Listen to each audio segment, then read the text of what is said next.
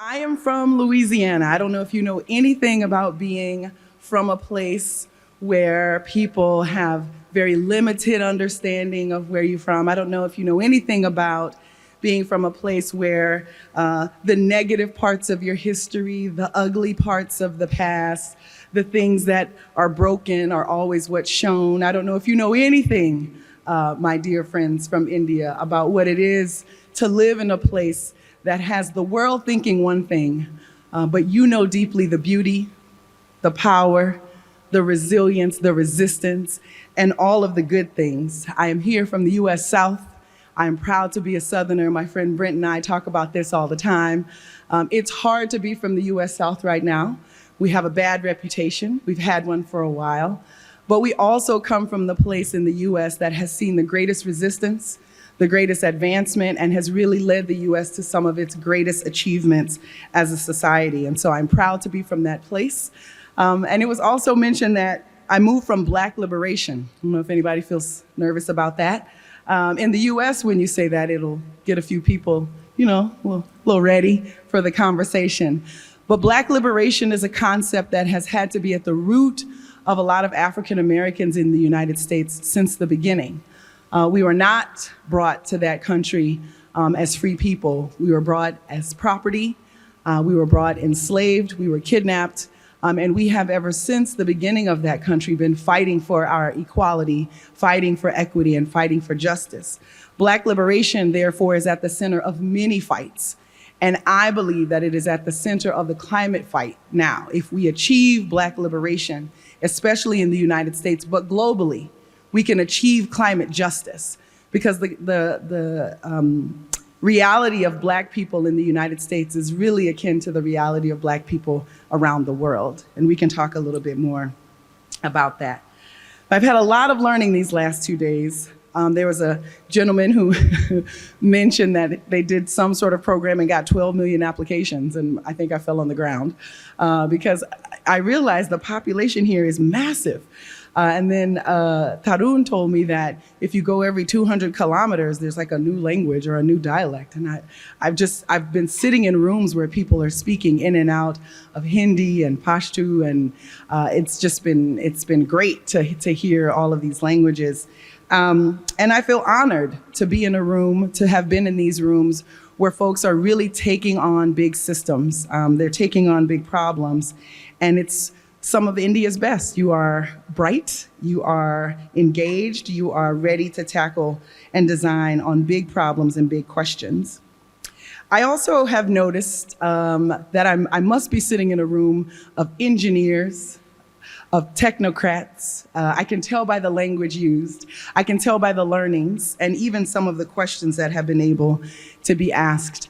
And so I am not qualified to talk to you as an engineer or a technocrat. I am a lawyer, but more than that, I am a resident of South Louisiana, and in 2005, my community was completely destroyed by Hurricane Katrina.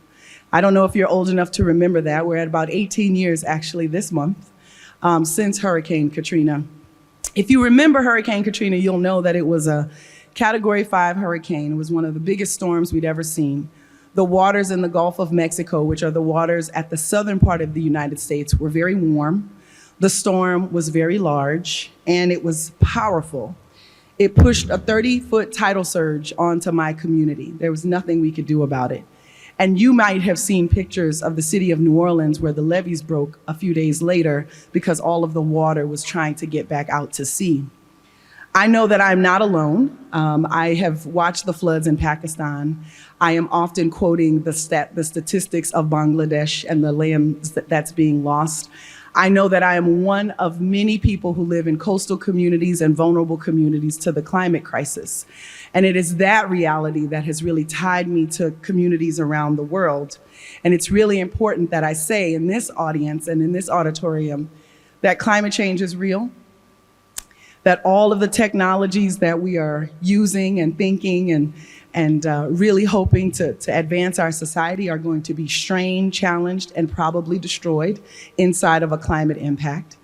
It is my duty to let you know that the way you are thinking about the world right now is insufficient to what the world is becoming and will be very soon if you have not already experienced that.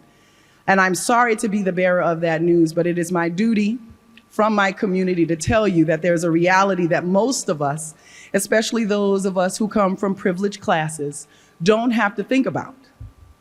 But the climate crisis is already here for so many.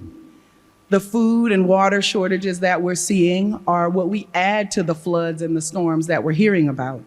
I don't know if folks are paying attention, but the Mississippi River that I live on, which is the largest, most voluminous river in North America, was at its lowest level last year in my lifetime. My friend Musa here from Mali has shown me pictures of the Fleuve Niger, River Niger, and shown me how low it is in Bamako, one of the major cities in Mali. We are seeing rivers not run their course throughout South America, North America, and Europe. We're seeing heat waves, and we've even clocked in the highest temperatures ever known this past July. If you are not aware, if you are not awake, the climate crisis is here, and the world that you think you live in is not that world, and it will not be that world tomorrow. It's an important point to make as we talk about schemes and technologies for people to sign up and get benefits, because it really assumes your system will hold. Let me be the person to let you know the systems will fall. The systems will fail. The climate crisis will knock something down, and for whatever you think will stand up, it's important that what we design is designed for a future that many of us haven't taken the time to really think about and think through. The social safety net that many of us are taking the time to give some energy to is no longer for those poor people over there for whom we should do good charitable acts. A social safety net now is what the entire population will need at one point or another. It's important to design for everybody now. It's important to design not just for charity, but for human rights and for moral obligations in a world that we know is coming and is already at our doorsteps. I wanted to offer a few things, especially to my engineering friends. I love you, actually. You're my favorite. Actually, technically, the lawyer and the engineer are supposed to be like best friends. Our minds work differently. We're supposed to like link up a little bit. I don't know. I'm ready for a good, fruitful dinner argument with somebody about something.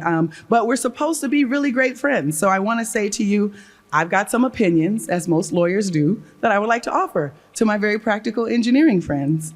And I hope that you will receive these offerings not from a place of hierarchy or demand, but really from a place of learning.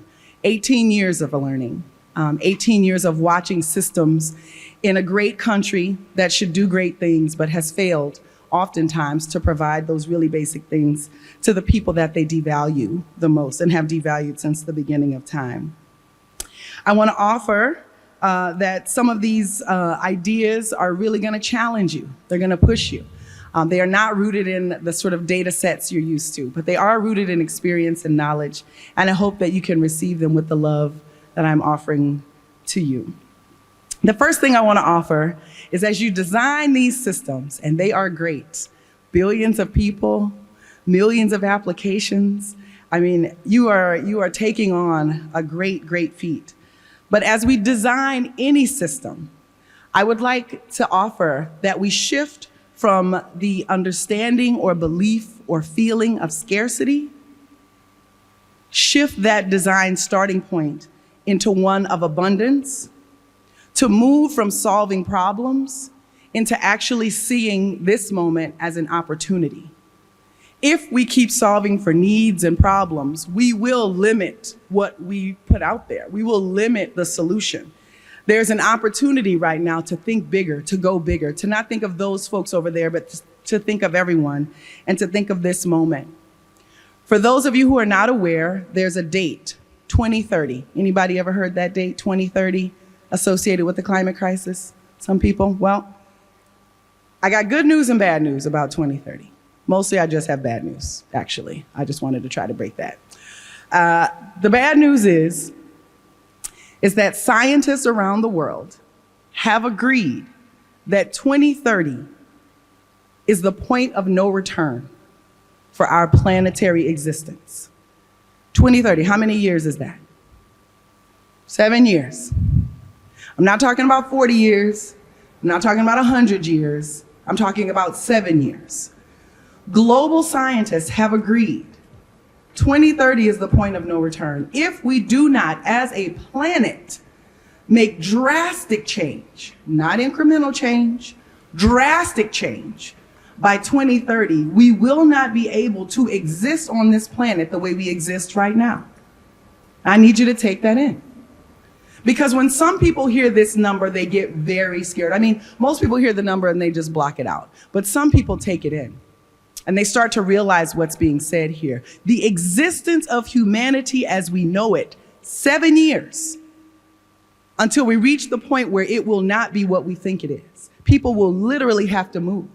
Someone told me that it has been a little bit hot in India in August. I thought it was always hot in India in August, but apparently it's been extra hot. It's not extra hot here, y'all. It's extra hot everywhere.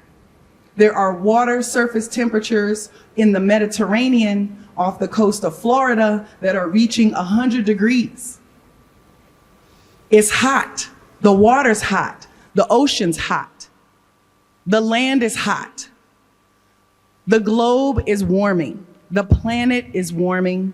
We have 7 years not to make incremental change, but to make very large-scale change. There's a way to think about 2030 with abundance and love and even opportunity. And it is to think of this date, 7 years from now, not as a ticking time bomb, but as an opportunity for liberation. And I want to offer the notion of Black liberation, not just to Black folks, but an understanding that if Black folks get free, everybody gets free. And that's just the truth. So if we look at 2030, if we understand what this opportunity is, we can take big steps, do big things, see this as an opportunity not just to reach a new goal of carbon reduction, but to reach a different goal of human liberation. It's going to take all of us to think differently from how we've been taught to think. The books, the tests, they have bribed us into thinking one way, and that way is insufficient and mostly incorrect. What we have is an opportunity in 7 years to join forces with each other.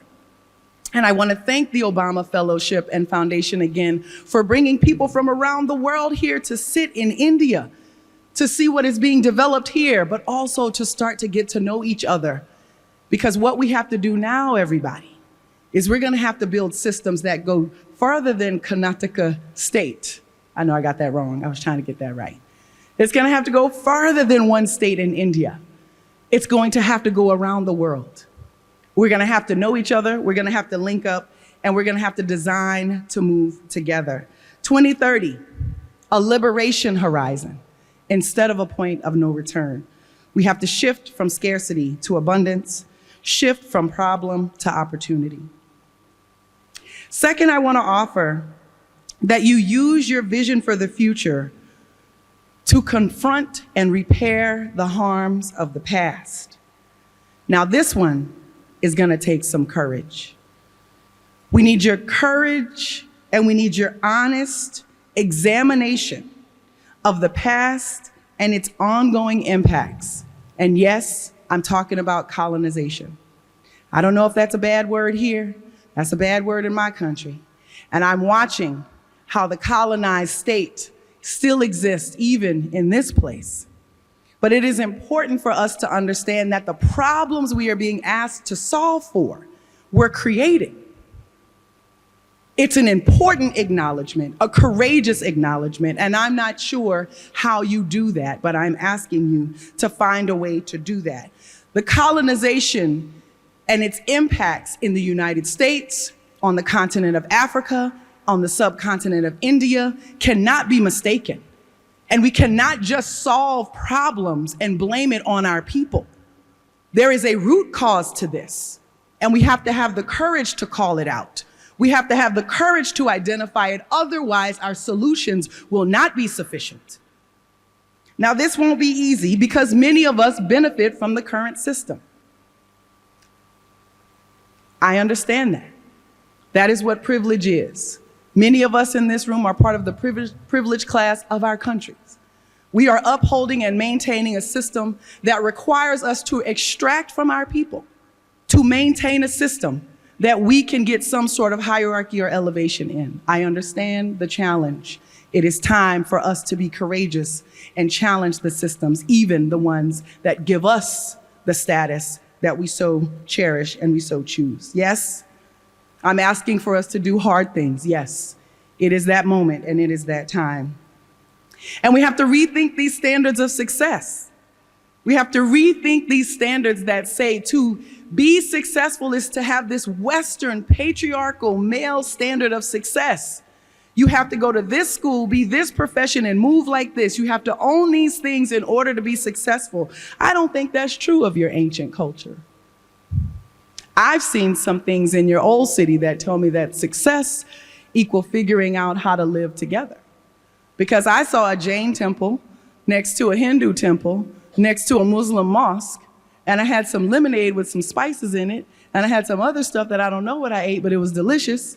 And I know it was from 14 different peoples and places, which tells me that the success standard of either or, of win or lose, is not actually the Indian standard. And it turns out it's not the African standard either. Why are we using standards of colonization to rank ourselves and harm our people in a moment of existential crisis? It is time to change that and to challenge that. And it's going to take some courage from all of you. I want to offer that we have to challenge the current system. The solutions and products that we make, we can't just make them to hit the numbers. We're going to have to make products and systems that advance equity. And our definition of equity says you have to understand and acknowledge the harms of the past, and the solutions for the future have to address those harms, or else they are not solutions. You have to address the impacts of racialized capitalism. Yes, capitalism is the problem, everyone. I'm sorry. I don't know if you didn't know that yet. Take a minute. Capitalism is the problem. It is what we have been told to strive for. But it is indeed, my friends, the problem in your country, in my country, and in many countries. It has been globalized and it has been racialized. And we have to address the impacts of racialized capitalism. We have to understand and address the impacts of extractive economies. We are living inside of economies for hundreds of years that have been taking and pulling and raping without any healing, without any repair, and without any restoration. That is extraction. Racialized capitalism and extractive economies have an impact on our societies, and we have to make solutions that address that. We cannot just make solutions that give us the numbers of people registered for a scheme. We got to go bigger. It's time to be bold now. The time is indeed limited, but the opportunity is so great. It's so great. We do not have to stay as colonized people still trying to reach standards of our colonizers. We can all get free, and we can do it together. We have to see our role as a moral role with a broad accountability to our people. We have to understand that what we are fighting for is humanity and human rights, not just data points. We've got to go bigger than that. We've got to be bolder than that. This is the moment. We've got to build systems, number 3, that grow the power from the ground up, not service from the top down. We have to embed in our systems advocacy from the ground. I asked a question yesterday in a strategy session around the definition of the rights of women, transgender folks, widows, and they said it hasn't been defined yet. And I said, well, what do they say? What do the people want the definition to be? Why don't we use this moment to advance the advocacy from the ground? Why not see the fights from the front lines as something that we should connect to and advance? Not just voices we should tolerate and use only when necessary for design. We should go bigger than that. We should understand that the degrees that we have are mostly, I apologize, I'm sorry to tell you, but they are mostly a product of our privilege. There are beautiful, smart, intelligent, powerful people who never got the opportunity that we got. We must involve them in the design. We must ask them what the demands are. And if we're going to advance anything with help and resources from the government, let it be that we advance the advocacy of our people. Let them define the terms of the scheme. Let them define how we get into the program. This is bold, but this is democracy, and this is necessary.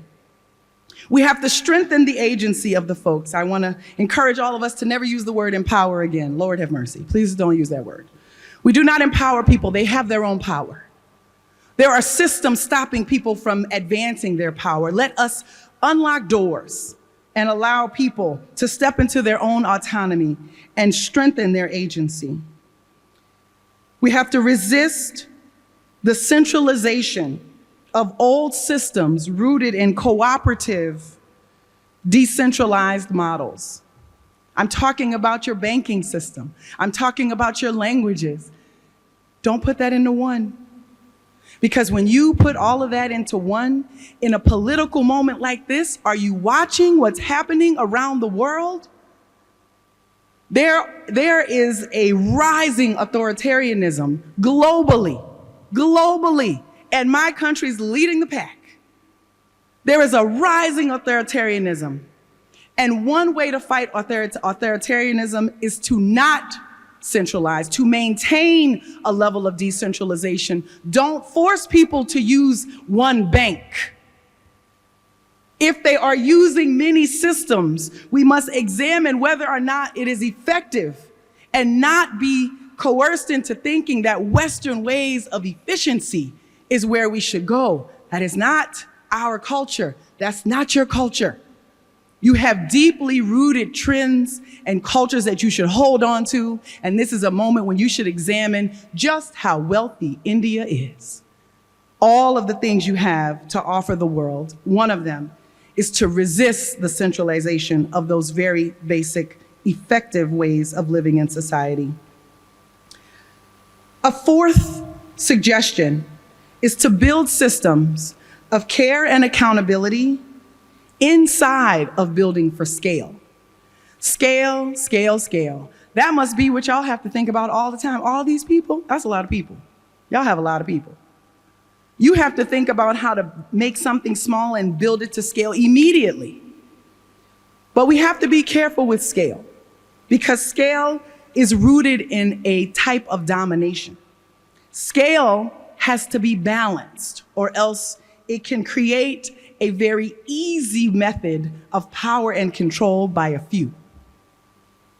And we have to resist that part. We have to understand that building for care and accountability have to go inside of scale. We cannot ask questions of accountability, my dear technologically driven people. We cannot ask about accountability after the system is on the market, after the AI is already here, after the digital input is already made. That is not the time to ask about accountability. Accountability has to be asked about first. What will happen to the information of the people? What will happen to the data of the people who do not understand how these systems work? I saw eyes being scanned. I see papers being handed off. What will happen with people's information? What you think will happen today is not what will happen inside of a climate crisis, where political divides will push things to the brink of war and authoritarians to the touch of all of that data. You're not thinking about the reality that is coming. It's my job and people like me to tell you that climate change is here and your systems will fail. And when your systems fail, if you do not have an honorable leader, If there is not a taking by the people, but if there is instead a dishonorable person who has control of data, then we have handed over a powerful weapon to people who do not have a moral obligation to the people we love and the people we cherish and the people many of us in this room have made an oath to protect and support. Data is the newest weapon. It's the newest weapon to an arsenal that is just ever growing. It is a moment in this political time and place. It is a moment to understand that we've got to look at data as something other than just what we should grab and give. We've got to look at data as a weapon that we should own. My friend Esther asked a question: can we design with the people? Can they have buy-in? Can they own it? Let's think like that.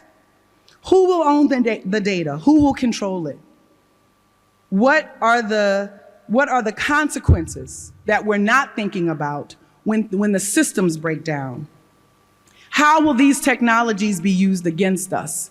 And what can we put inside of our design now to make sure that these weapons are not turned on us later? We know the impact of weapons being turned on our people. Think about your history. I'll think about my history. And this is not the first time that our identities have been part of a weaponization to break our communities apart.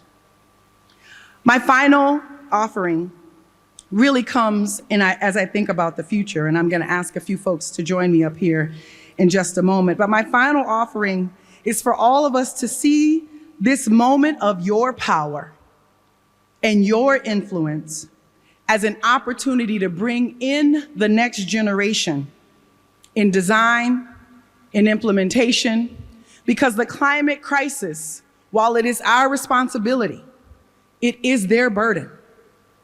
We are going to now have to start thinking about how we educate and include the next generation into everything that we do, because the future is already here and it is not easy. I want to take this moment to invite my friends up here with me. Let me ask Kuldeep Devante Vardia, I know I didn't get it right, to join me up here from Bangalore. Richard Kachangu from Zambia to join me up here, Obama Africa leader. And Esther Mwanwiki from Kenya to join me up here, also Obama fellow. And I'll say as they join me on the stage that this final offering is really around how do we bring the next generation into this conversation of design and implementation. How do you think about your work, not just as something to do, but as an obligation to bring others in because we are facing a particular future? Can I get a round of applause for these folks joining me? So I'm gonna start with the motherland. I like to tell everybody we're all from Africa. I don't know if y'all ready to hear that yet. That's just how I like to live in the world, but we're all from Africa, Richard. And so I wanna start with you. I wanna ask you a little bit about, can you tell us a little bit about who you are, but also your organization, the work it does, and how you're really seeing the next generation connect to agriculture and climate and Africa? Thank you, Collete, for that amazing, first of all, I think that was amazing. And I think maybe we can give another round of applause. Yeah, so as Collete has just said, my name is Richard Kachungu from Zambia. I run a non-profit organization called Young Emerging Farmers Initiative. And we work with young people in the food system, helping them get into the food system as well as upscaling as well. So in terms of how we've been working as an organization, it's very important to get this right, that as the climate crisis becomes more pronounced, young people become very crucial in ensuring that the agriculture system is resilient. Because whether we like it or not, this sector is one of the biggest sectors to be hit significantly when the crisis hit. So that's why my organization is focusing on young people, since they are the majority of my country, because for my country, over 75% of them are below the age of 35. So you're talking about a youth population that is in Zambia. So with my organization, we've been looking at how do we ensure that a system, an agriculture system, is resilient to climate shocks while fostering sustainable growth as well as food security. It's not the easiest thing to do. And that's why as an organization, we've been focusing how do we ensure that we implement a comprehensive strategy that integrates climate-oriented approach as well as innovative financing and an ecosystem that is sustainable. And it's not the easiest thing to do when you're dealing with a country where corruption is high, where most systems are failing, and where most of the population is below the poverty line. So for us, we're looking at creating these models. And how do we do that? We look at issues, I think 4 main issues that we focus on. One, we look at the empirical, ethical implications.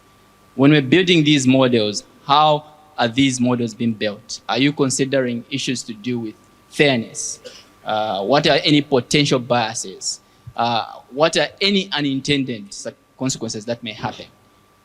2, the user history or beneficiary history. We look at what are these people been through in the past and how can we help them enhance what we're trying to promote. That's very crucial as well. Thirdly, we're looking at scalability. So when we're designing these models, we're looking at, is this model or framework very accommodating? Can it accommodate the demand that is increasing in the future without compromising its performance? That's something that we should focus on. And fourthly, we're looking at security. How secure is this system or framework? Are there any breaches that could happen? Because if people realize that there's something that's going to compromise a particular system, they will not trust that system. And that's how we've been operating as our organization. And this is not the easiest thing to do, like I said. And that's why for us, it's been quite a job to ensure that we, like Collete said, there's need to also have some sort of collaboration with state government, central government, because we shouldn't look at government as an enemy, instead as a partner. And that's why we use the hold hands model to ensure that this is done effectively. Thank you. Thank you. Thank you so much for that, Richard. And I think in understanding where things are on the African continent is really an important place to start. And we have to also honor the place where we are. I want to hear from Kuldeep, who I've had the opportunity to learn from around how youth are being engaged in India. Kuldeep, let me turn it over to you to tell us a little bit about your work and how things are going. Yeah. Thank you.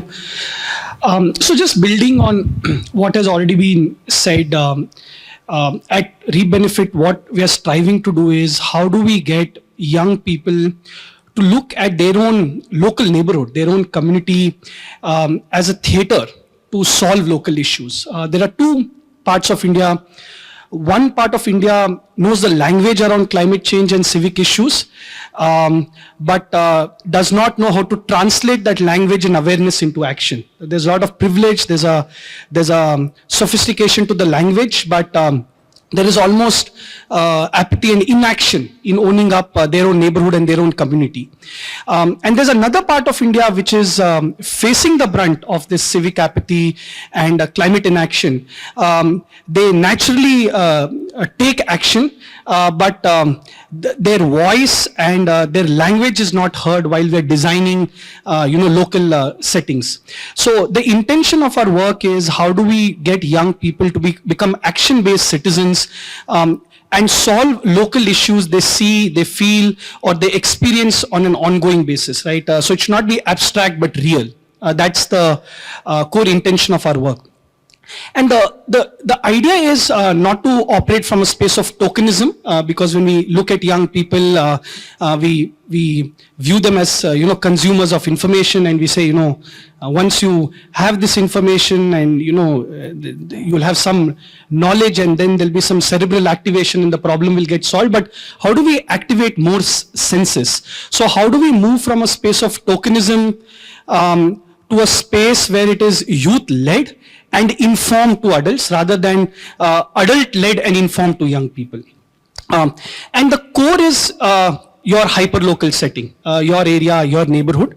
And again, the intent is to engage them in three ways. How do they understand local data, not big data, but local data, and understand what does that local data mean to them? How do they take part in local solutions? And that could be from a demand side or from a supply side. And building on what Richard said, like demand and ask what the government can do, but also how could we be supply agents, right? And then how do we build contextual local solutions, which are very, very hyper local. So that's what we do at Reap Benefit, make these young people, action change agents, and does not matter, or there is no morality, hierarchy, or judgment on the action, whether it's too small or too big. The idea is to get started and climb up the ladder. So that's what we have been doing in India for some time. I love it. The idea is to get started. And I think as we think about the state of the motherland, we think about the state of India where we are now, we must also really think about the future. We know that the future is both the next generation, and Esther, we also know from our panel who was just before us, the future is women.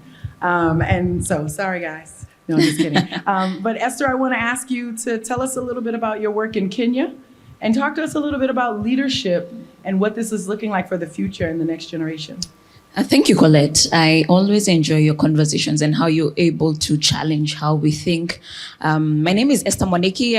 I lead an organization called Rapid Leaders Africa. We work with the youth in Kenya, but tend to also work with the youth technically across the region. We have about 10 young people from countries within Africa who've joined our programs.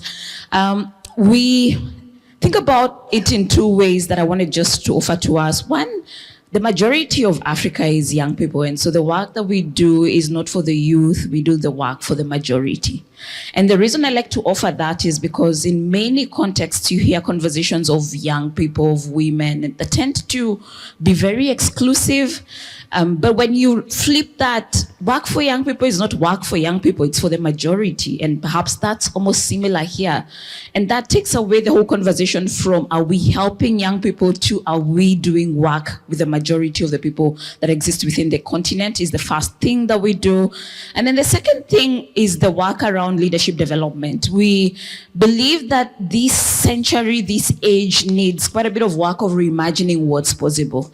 And at the heart of that is developing change makers, but who are anchored on cultural transformations. So when I think about technology, I have very many young people who are building solutions that are based on technology. I have an alumni who is based in South Africa working with very many women to bring them into the financial system. I have other students in Tanzania who are building systems that enable boda drivers, which are motorcycles, to have access to insurance. So a lot of our young people are building solutions based on technology that sort out these problems within the African content. But what we found is the bigger job is not the solution, the bigger job is the software that drives the solutions. And that's what leadership development is about. To ask, we've all been heavily influenced by the existing cultures that are often very extractive. And so when you think about what Collete talked about in terms of capitalism, in terms of extractive cultures, in realities, we are all heavily influenced by those. But if our young people then go and build solutions that are based on the same models, we're just transferring a problem and using technology to accelerate that problem. And so we ask, how do we go back to the fundamentals and ask, how do we, so our model is around lead self, lead marketplace, lead Africa. And we start conversations around understanding ourselves as human beings. And that goes back to the agency of who we all are and understanding our history. So from an African perspective, we spend quite a bit of time understanding the African history because our education starts at colonialism. But Africa has existed way before colonialism. And that begins to activate our agency. And then in Lead Marketplace, we talk about it from thinking about work as an opportunity for impact. And so saying if this young person gets a job in an organization that's involved in health, how do they utilize that as an opportunity to serve their communities? And then Leading Africa is about thinking of ourselves as one world. I think G20 is going to be here, and I understand that the theme is around something around one world.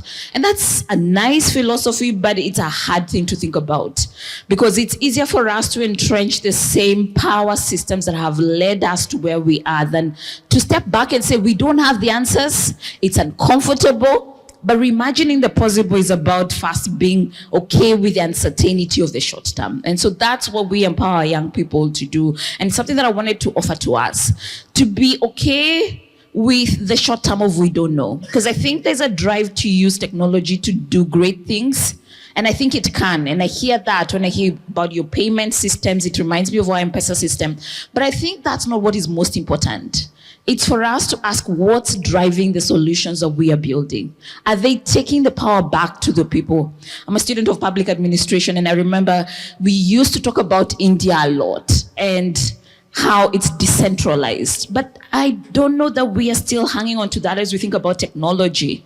Is it building a power system of governments or big tech? Or can we do the hard work of reimagining the possibilities of our villages, owning the solutions that we build? And so that's the conversation we're having within an African context. It's not an easy conversation. It doesn't have an answer tomorrow, but it's what will enable us to build systems and processes that are beyond the next as we step into the climate change conversation.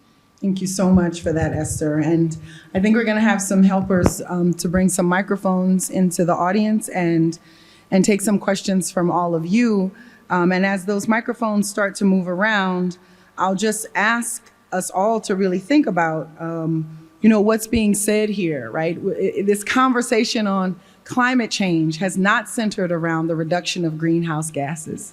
It has not centered around carbon credits and carbon markets. It has not centered around the terminology that has been offered, especially to the privileged class, to understand what the climate crisis is. Climate justice actually requires us to get to the root cause of the problem, not the Band-Aid, not the topic, the dressing on top, but to actually get to the root cause. What got us here? What are the dominating systems that got us to this place, and how do we solve them? We do not solve them by replicating the same system, as Esther said. We solve them by having the courage to sometimes say, I don't know. We've got to redesign. We've got to think about this in a different way. We have to start from our humanity. This is uncomfortable. For all of the overachieving folks in the room, I know this is uncomfortable. But it is that moment to push yourself to that level of discomfort, because what we're going to have to actually address is the long-term impact of colonization and imperialism. We're going to have to address extraction, extractive economies, and violence that is at the center of so many of the systems that we're being asked and sometimes paid well to maintain. We're going to have to examine and understand power and control. Yes, because you need to know and understand that, but mostly because the world is on the brink of a moment that we have never seen before, both with the climate crisis and also the rise of authoritarianism that we see happening globally. We'd like to now open this conversation up because the conversation is about models of climate justice. And it's important for us to build that out with good questions, ideas that you may have, and contributions. So I'm going to look to some friends in the audience who are helping with microphones. And I think if you raise your hand, they'll walk your way if you have a question or a comment. Hi, Collete, and thank you for the wonderful presentation. And thank you, all of you. My question is on policy, and I'm trying to link it with climate. So after COVID, as you would see, most countries have started to at least talk about building adaptive social protection systems.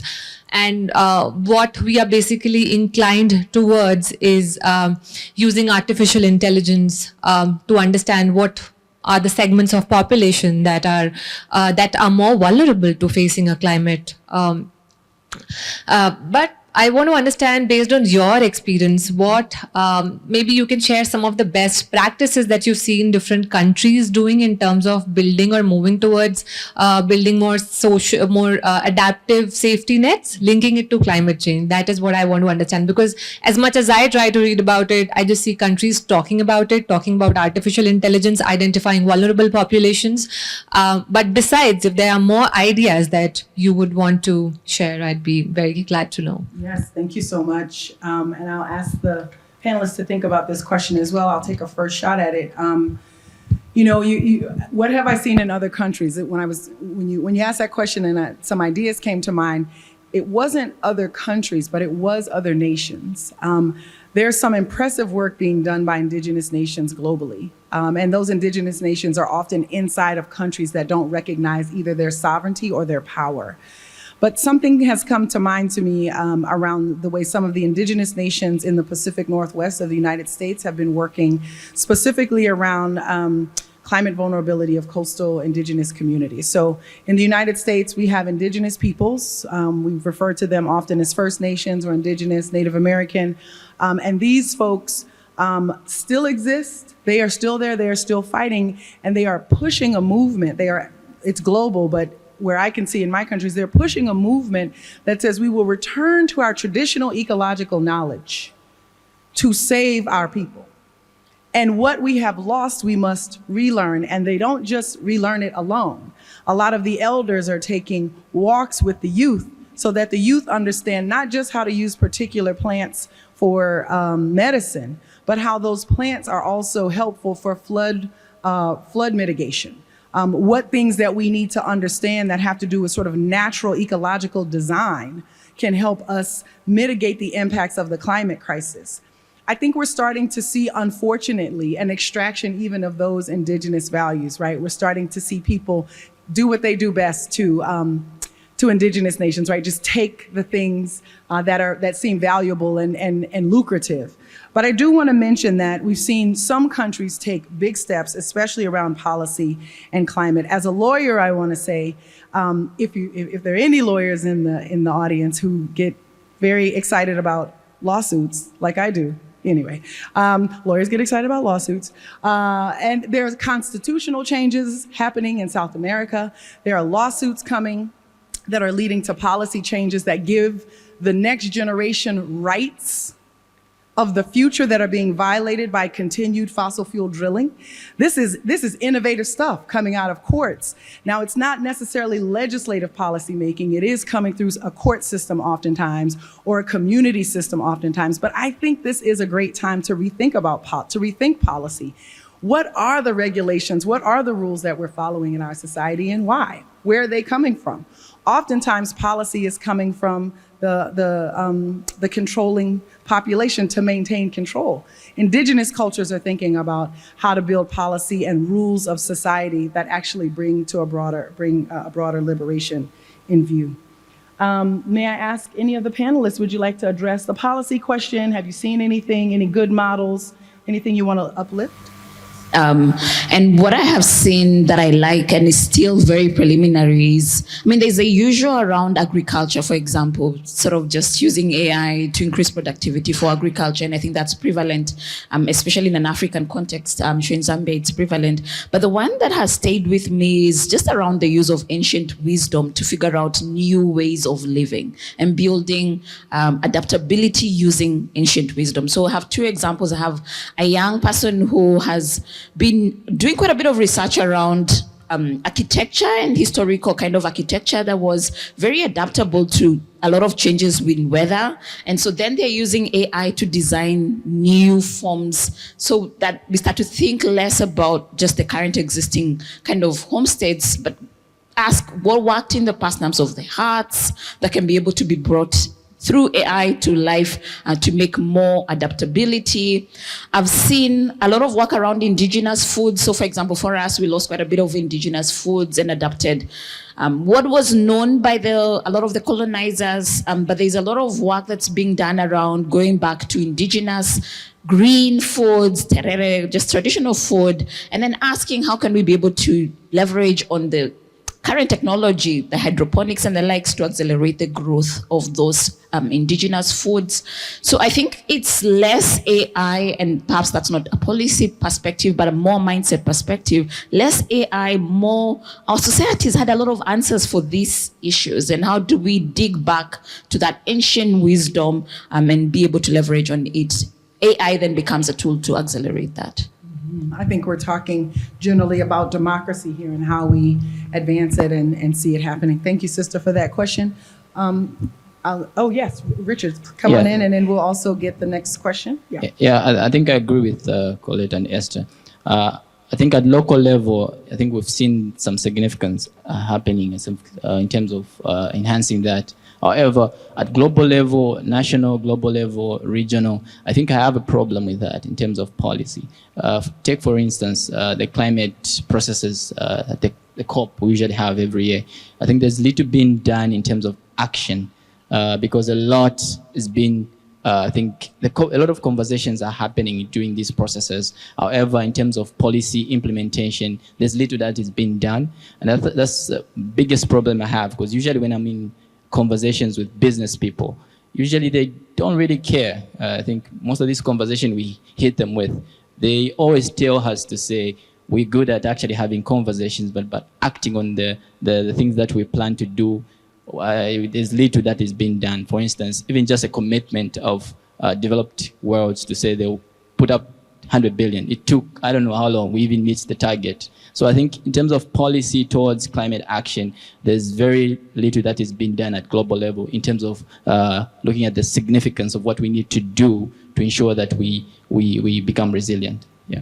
And COP is a conference of parties, UN climate meeting that happens every year that Richard was referring to. Collete? If I've understood your question right, from a climate plus safety net perspective, I think at least in India, from the vantage point I have seen, I think we're looking, there is some policy making, but it's viewed from a lens of disaster management.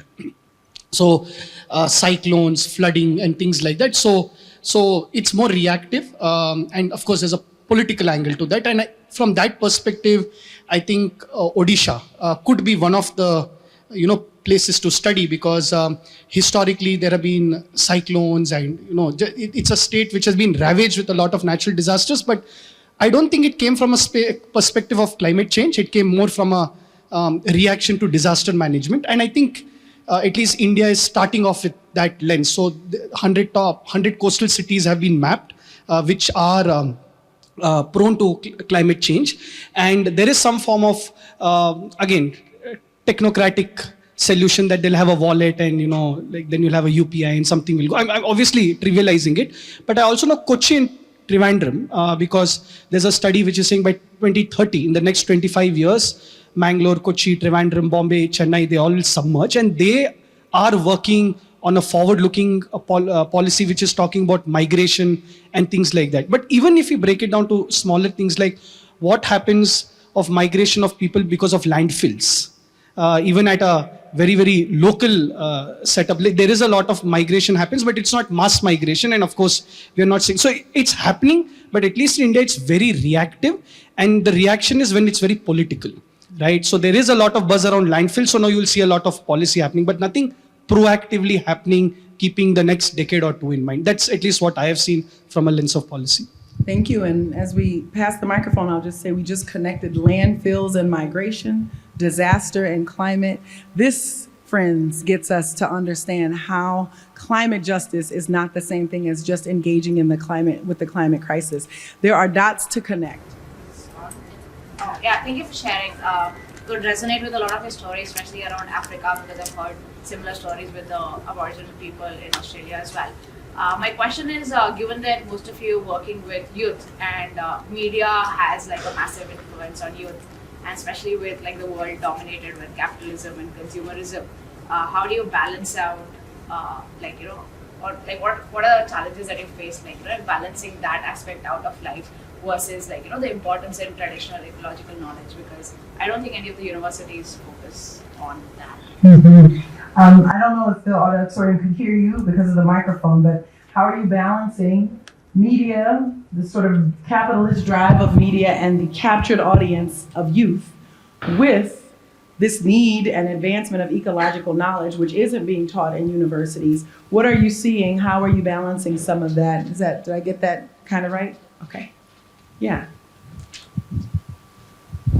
And I don't know if Musa wanted to contribute to that, but though I absolutely agree with everything you've just said. It's I see a lot of, and I don't know if this is the same in India, but we have a lot of mental health issues in Kenya, in Africa, and I think, and there are many reasons behind it.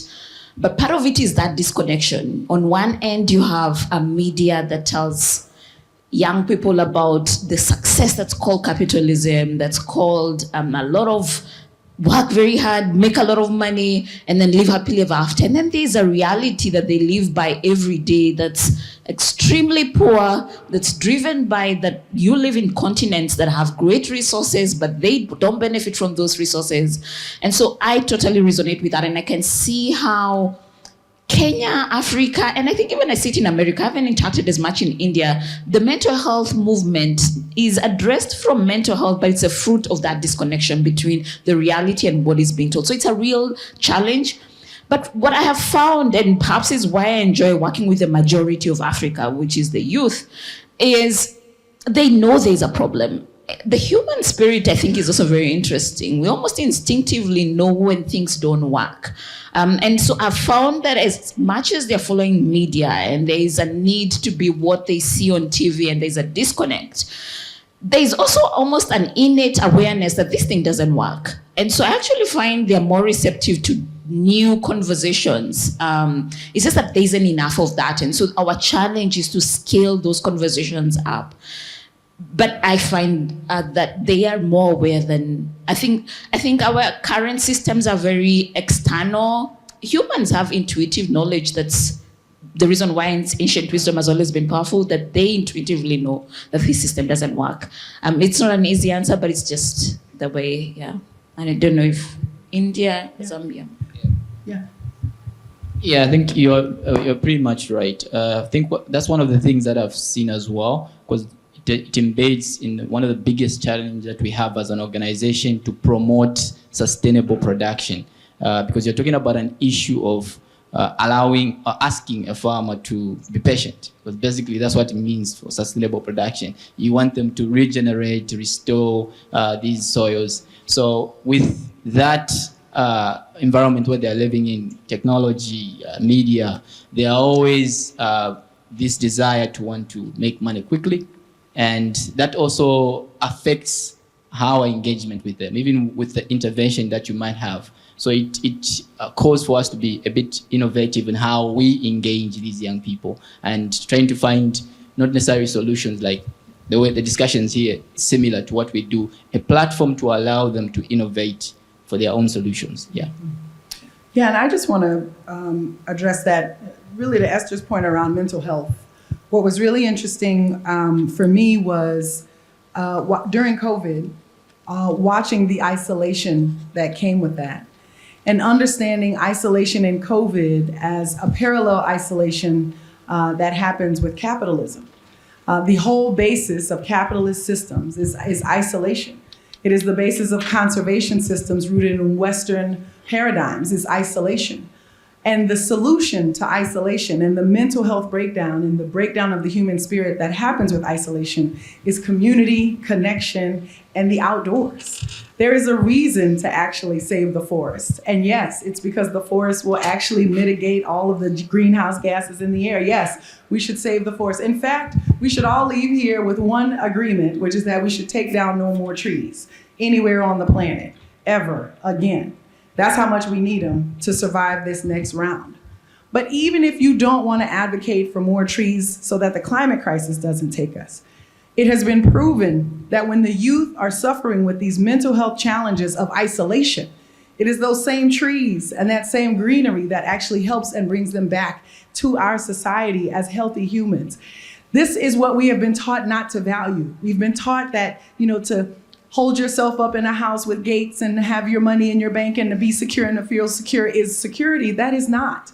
That is scarcity given to you as security. Security is being able to automatically take yourself out of isolation and to put yourself back into community, especially in a time when we need each other and we're going to need each other to survive. I just got the 5-minute warning. I think we got a chance for one quick question. I don't know where the microphone is. Yeah. And we will close out with Musa. Oh, thank you so much. Thank you for your amazing presentation. My name is Musa. I'm from Mali, Sahel region. So I want to take back what you said about 2030. For us living in Mali and in the Sahel region is happening like almost 5 years. Not 7 years ahead, but 5 years back, because these are the countries living in the middle of the Sahel and Sahara region. That means living almost in the desert, and also the Savannah region where the climate problems getting things really worse between the herd and the pasturage. These two communities where we have working in the land and also the Fulani people working with the herd. So it's starting crisis and an incredible political and social economic crisis. So just to give you the impact on population and the nations, the past 2 years we had around 5 to 6 military coups to the nations. It happened in Burkina, in Niger, in Mali, in Guinea. So it's not like just people want to jump in the power, because this is an uncomfortable situation with the population which never or not fit on what has been designed for them back from the colonialism and the modern time. So when you say like how we fit on the things not doing for us but doing by us and for us, this is the main thing we're going. So just bringing the point on the question I want to join, as Skupdeep said, the youth on the front line challenging, hustling every day to make it happen, and also the privileged one, as Collete mentioned, traveling and having access to training, to all this material, all this information, all this knowledge, but never been able to go in the field and implement it. So how we can get this both meet? So the knowledge and the practice meet so we can move forward. Because this is, for me, the most challenging.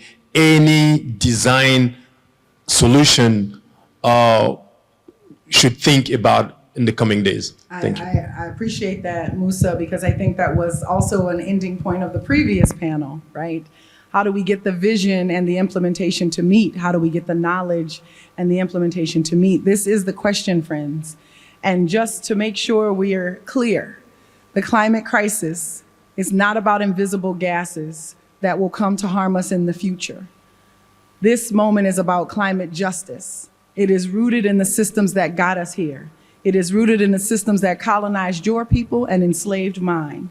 It is rooted in the systems that require us to actually sacrifice our people and continue to make data and money for other people to control us in a time of impending unrest. This is a moment for all of us to understand that the climate crisis is real. The opportunity for us to join together is here. And the 2030 Liberation Horizon is what we would like to join you on. And we'll see all of you, not just at lunch, but on the front lines of the climate struggle. Thank y'all so much for this opportunity. Thank you, In This Action. Thank you.